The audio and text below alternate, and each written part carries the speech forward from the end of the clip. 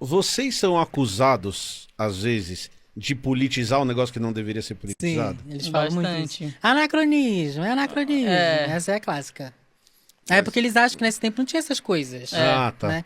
Então, tipo, eu fico meio confuso com essa coisa de anacronismo. Porque, tipo assim, não existia o termo, mas existia a ideia. Tá. Então você pode dizer que anacronismo se tinha a ideia? Uhum. Por exemplo, um dia desse eu descobri que antigamente os gregos, esse povo, ele não sabia o que era azul. Ah, Não sim, existia a sim. palavra azul, mas o Aham. céu era azul. Aham. Então a gente pode dizer que, então, você não vai descrever que o céu deles é azul, mas você sabe que o azul existe hoje. Tipo assim, não existia o que eles estavam vivendo, talvez eles não entendiam o conceito que hoje a gente tem os nomes, né? Ah, isso aqui é isso aqui, isso aqui é, deixa eu ver, misoginia, o preconceito Sim. com mulher, isso aqui é feminicídio. Mas, tipo, tem o conceito na época. Então, tipo, O uso de anacronismo acaba virando uma coisa. Existe o vive uma anacronismo, às vezes vira uma desculpa. mas acaba. Exatamente. Porque assim. Tem algumas coisas que são anacrônicas no sentido de interpretação. Que nem o pessoal falando lá, tipo, não, mas, sei lá, X, assassinato. Assassinato, dependendo da situação, né? Hoje é um crime, em outra sociedade podia ser uma outra resolução e tal. E aí, às vezes, tem isso daí. Ou então, sei lá, comunismo. O pessoal, não, porque Jesus era comunista. Você fala, não, pera, calma, você tem essas coisas. Agora, homofobia, por exemplo. Ninguém chamava de homofobia, mas, pô, pera lá, né? Você tem homofobia.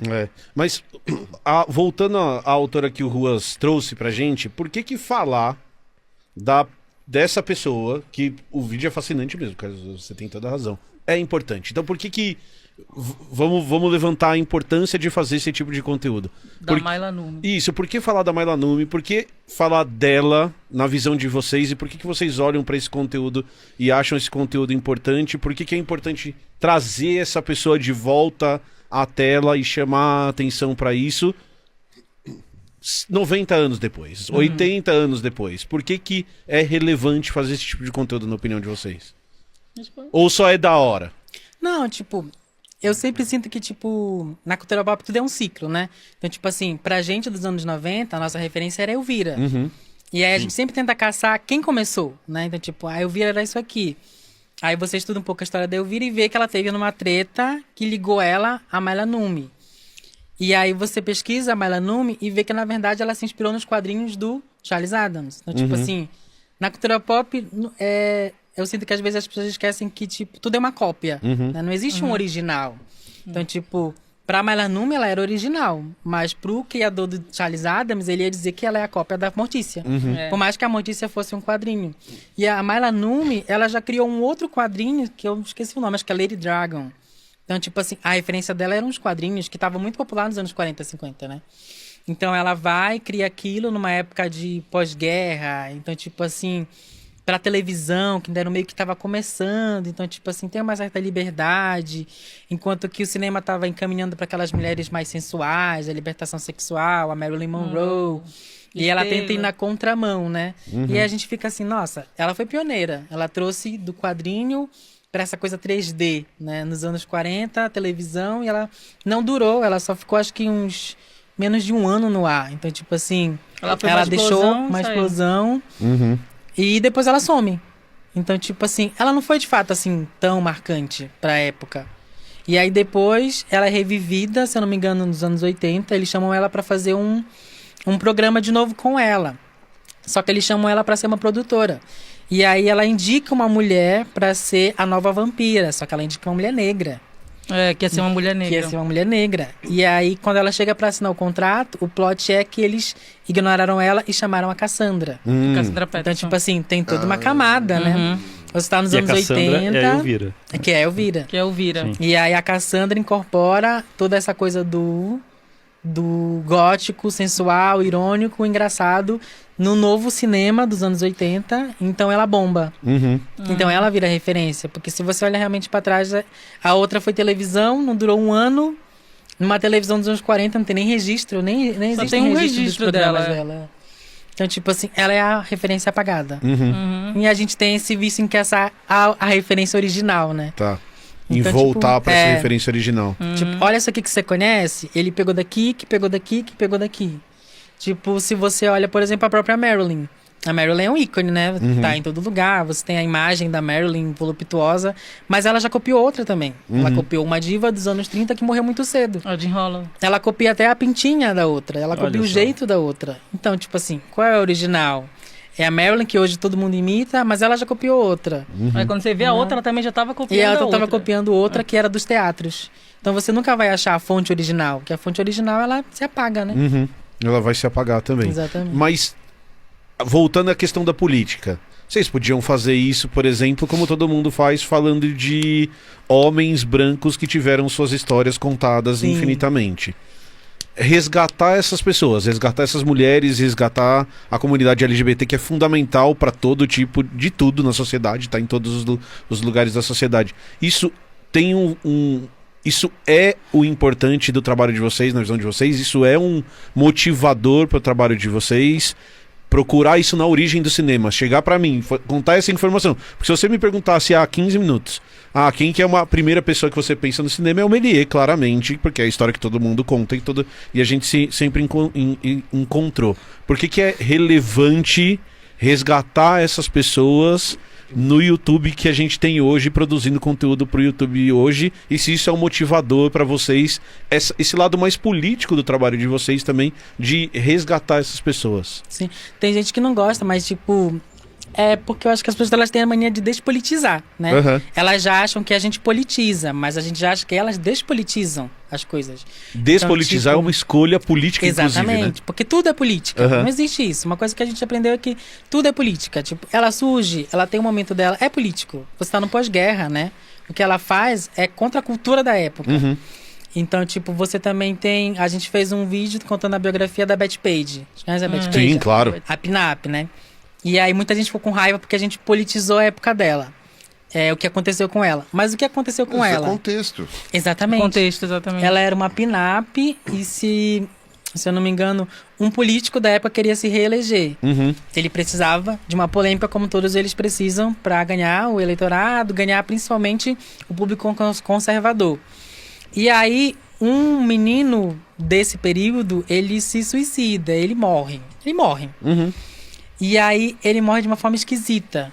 Ele morre enforcado, uma coisa assim. Ele é encontrado enforcado. O que ele faz, esse político? Ele linka a morte desse cara com o fato da Betty Page fazer o bondage. Caramba! Então, ele quer dizer que a Betty Page, que era uma modelo de revista, influenciou um menino a fazer isso. Então, a gente precisa boicotar a Betty Page. Então, uma coisa muito que a gente aprendeu com o canal é que, tipo... A arte, ela tem as pessoas têm uma mania a um pouco subestimar a arte.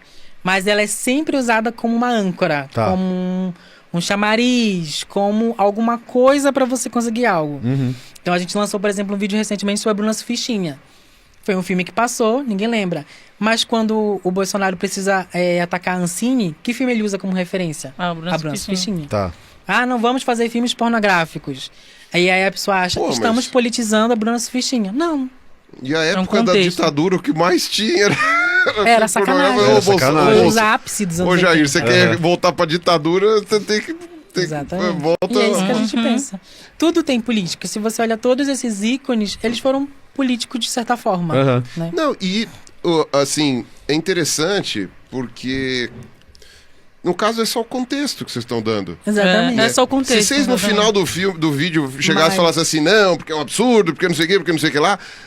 E assim, estaria certo fazer isso também, mas estou falando assim, aí eu até conseguiria entender uma substância da pessoa falando, não, mas você entendeu desse jeito, mas você está afirmando. Mas você está só dando o contexto. Assim, Só que aí que esse que é o você não problema. pode ignorar isso do nada. Quando a gente começou no YouTube, essas biografias elas sempre foram comuns. Já acho que até já existiam biografias da Mayla Numi, da Betty Page. Só que quem conta essas biografias, elas não contam com a política. Tá. Elas só vão dizer assim, era uma modelo e um dia essa modelo foi ligada à morte de um fulano e então ela foi boicotada e sumiu. Só que sem contexto isso fica muito estranho, né? E aí a pessoa que consome esse tipo de conteúdo, ou que lê, ou que gosta, vai achar que foi só isso. Só que quando a gente foi pesquisar, o político queria se reeleger, ele era um político de direita tem algo por conservador trás. da época. E a gente fica, por que as pessoas ignoram essa parte da história, né? É como contar uma biografia, por exemplo, sei lá, do Cazuza, do Raul Seixas, e não querer falar de ditadura. É possível, porque eu acho que toda narrativa ela tem uma ideologia. Então eu vou contar uma história do Cazuza, do Raul Seixas sem mencionar a ditadura. É possível. Sim. Tem gente que faz isso. Não, Carlos Osso contou pra gente hoje uma história da ditadura com Raul Seixas, que eu nunca tinha escutado, e a música dele chega até hoje sem a gente saber desse contexto. Exatamente. Que existia uma outra versão da música que foi cantada uma vez só, que você tinha falado, né? O que não tem colírio e os óculos escuros. Eu já fui Raul Seixista na adolescência. Então... Raul Seixista é maravilhoso. É um termo que existe. Existe mesmo? Eu não tô inventando isso. O nome da fanbase do Raul Seixas. A fanbase do Raul Seixas e são Raul Seixistas. E eu já fui um deles. Então eu aprendi muitas curiosidades da cultura pop do Raul Seixas. E uma delas era essa, a música Quem Não Tem Colírio e os Óculos Escuros. A que a gente conhece é a segunda versão, porque a primeira foi censurada. A censura falou, não, você não vai lançar essa música. E ele teve que reescrever a música inteira, aí eles liberaram. Carlos Ruas? A primeira versão ninguém conhece. Tem uma gravação rara que existe dele cantando a primeira versão. Talvez você ache no YouTube. Você quer dizer que o golpe de 64, que era pra libertar o brasileiro, não libertou todos os brasileiros assim, Carlos Tinha o Ruas? dicionário da censura, uma lista de palavras que você não poderia usar em suas músicas. Muito bom, vou pedir pra galera mandar superchat. E uma coisa interessante que o pessoal esquece, né, e a galera geralmente fala, né, tipo assim, não, mas nós fomos, tipo, como é que é? Nós fomos salvos de uma outra ditadura, uma ditadura pra salvar de outra, e não sei o que lá, porque no país da liberdade nunca houve ditadura, são 300 anos de liberdade, democracia. O pessoal esquece que tinha umas leis de censura violentas no século XX. Era proibidíssimo um monte de coisa, nos quadrinhos, nas coisas assim, assustadoramente proibido. Foi só na metade da década de 80, parecido quando caiu a nossa ditadura, que caíram essas leis lá nos Estados Unidos. E aí que você vê aparecer coisas com um pouco mais de profundidade, né? Antes disso tinha que ser tudo meio que mamão com açúcar, assim, porque não podia um monte de coisas. Não, e continuando isso e pensando na politização, eu penso no Ruas, que muitas vezes as pessoas falam assim, o seu conteúdo, você tá politizando que você não deveria politizar, é só cinema. E as pessoas, elas acham que politizar é falar de partido. Então, por exemplo, o conteúdo do Carlos Ruas, pra mim, é um dos conteúdos mais politizados que eu consumo. Então, já falei isso pra ele. Ele faz um monte de coisa que eu acho incrível, mas o mundo avesso, pra mim, é quando ele tá no auge do que ele é. E ali ele tá sendo politizado ao máximo. E ele não tá falando de partidos, ele não tá falando de nada. Ele tá falando de contexto, ele tá contando como o mundo funciona, ele tá mostrando esse lado. Porque não é necessariamente uma disputa partidária, né? Você tá falando de como o mundo funciona, né? Agora, se é pra... Não, mas isso é uma coisa interessante, porque eu brinco que um dos lugares mais doidos pra estar deve ser a cabeça desse cara, né? Eu não quero ficar... Eu quero ficar 30 segundos ali, porque eu vou sair maluco. Eu não. Então... Eu vou sair... Eu sair biruta. Mas como artista devia ser muito difícil. A censura acabou nos meados dos anos 80. Imagina você, artista, criar uma obra e você ter que enviar para um censor que irá avaliar e ver se permite que essa obra seja vinculada ou não. É um cortar de asas terrível. Não, e ainda que aqui no Brasil, a sorte que a gente teve, né, é que a ditadura foi militar e o grosso dos militares não era muito brilhante. Né? Porque inclusive passa umas músicas do Chico ali que você faz assim, ó. Exato. Como você não percebeu, velho? Não, esse aqui era o grosso. Não, você via... Eu lembro... Pra variar, né? Exato. Eu lembro de ter visto uma entrevista do Dedé, uma vez, falando que tinha censor nos Trapalhões. E olha que os Trapalhões era a coisa mais assim, tipo, não vamos arrumar briga, mas tinha palavras que eram imorais ou qualquer coisa assim que você não podia brincar, né? E tava num limite ali. E aí diz que várias coisas eles conseguiam deixar passar, porque ficavam os militares ali, os 2 ou 3 lá, não sei o quê. Só que ele ainda falava, ele não tinha gente suficiente para ficar fazendo censura em todos os lugares. Não tinha tanto militar assim.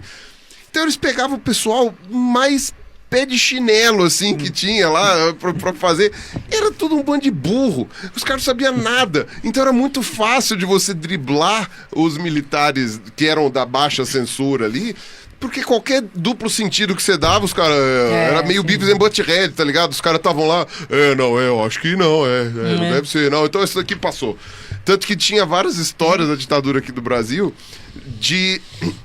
o pessoal da censura imediata ali pega e depois o generalato ali reavalia e fala, não, pera lá, vocês deixaram passar isso aqui. Mas é claro, vocês põem um monte de topeira, só tem topeira. Então a sorte que a gente teve, se é que a gente pode chamar de sorte ter tido uma ditadura militar, mas dentro da tragédia, pelo menos os nossos militares eram burros demais pra conseguir, sei lá, talvez eles estivessem no poder até hoje, se eles não fossem tão... Inclusive, ano passado, né? Ano retrasado, né? Talvez eles estivessem no poder até hoje se eles não fossem burros o suficiente até pra gravar gravar reunião. Os cantores hoje que... É muito curioso você ver cantor defendendo ditadura, né? Com certo saudosismo. Então, eu acho que hoje, cantor que defende ditadura, vou botar um carinha do seu lado pra provar tudo que você cria baseado na moral e nos costumes dele. Em uma semana você vai mudar de ideia. E a gente não tá falando de processo judicial. A gente tá falando de uma coisa muito mais assim, porque o processo judicial ainda vai passar por um julgamento, ainda vai ter não sei o que, tem que ser baseado na lei.